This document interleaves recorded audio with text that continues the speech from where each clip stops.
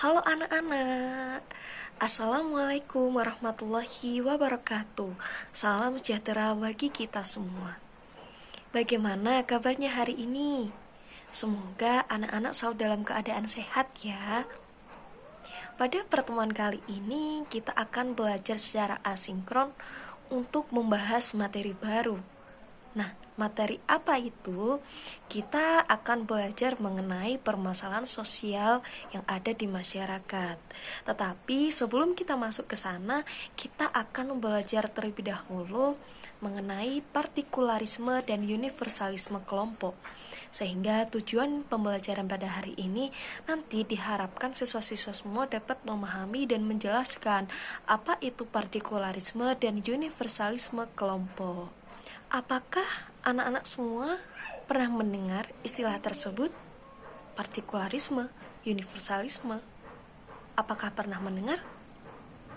Mungkin kalau mendengar pernah ya, tetapi belum tahu maknanya seperti apa.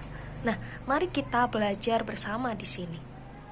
Partikularisme merupakan sistem yang mengutamakan kepentingan pribadi daripada kepentingan umum. Aliran politik, ekonomi, kebudayaan yang mementingkan kepentingan daerah atau kelompok khusus.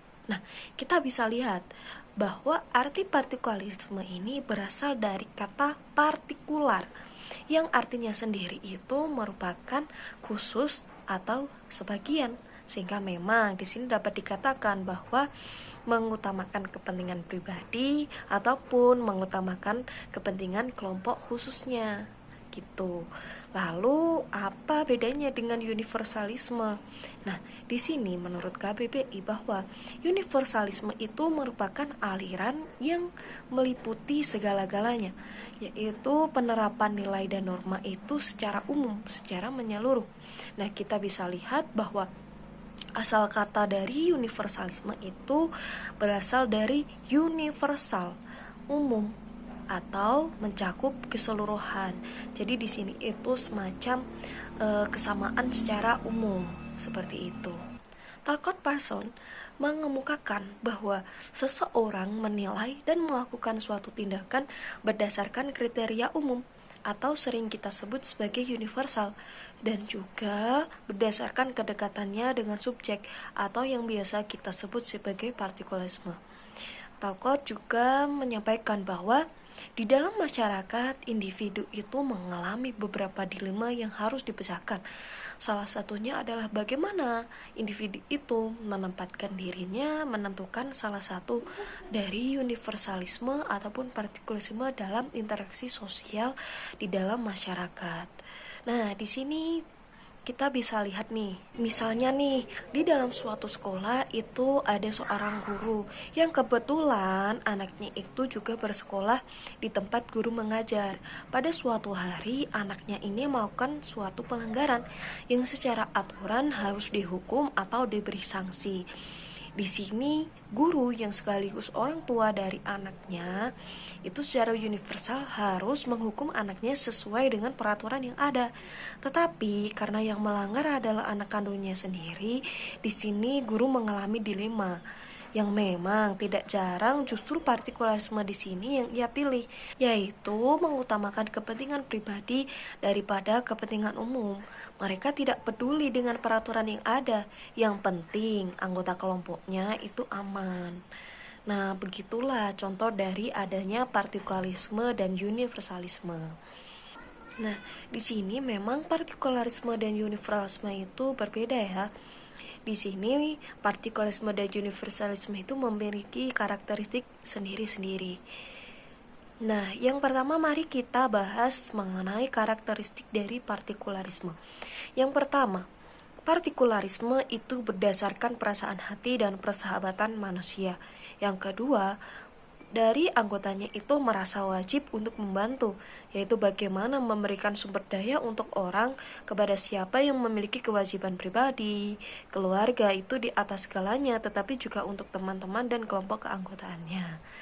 Yang selanjutnya, budaya partikularistik itu menghindari sistem yang kaku atau standar untuk mengelola lintas budaya, jadi di sini itu tidak sekaku yang ada di universal.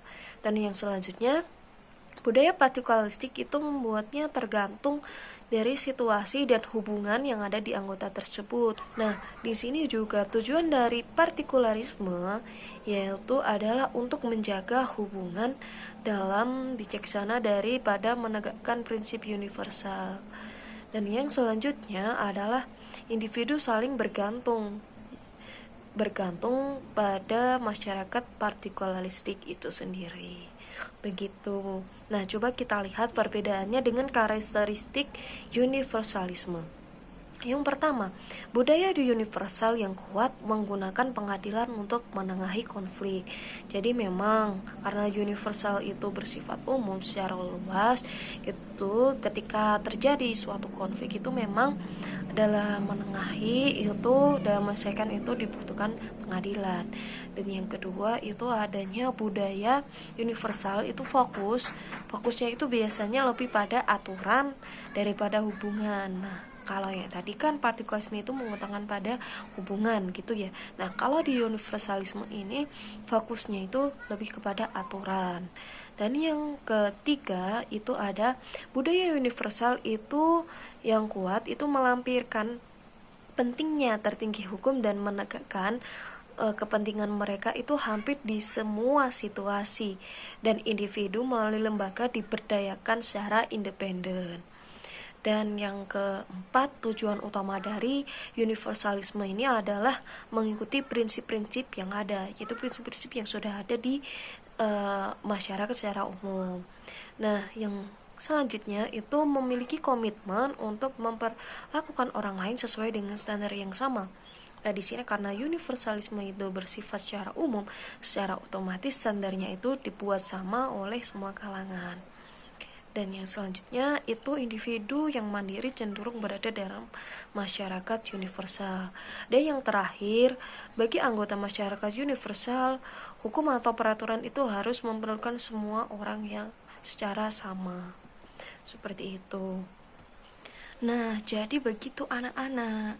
Sehingga dapat disimpulkan bahwa partikularisme itu mengutamakan kepentingan golongan di atas kepentingan bersama. Sedangkan universalisme itu mengutamakan tanggung jawab umum dan kepentingan bersama di atas kepentingan golongan. Begitu ya. Sampai di sini sudah paham kan? Bagaimana perbedaan partikularisme dan universalisme?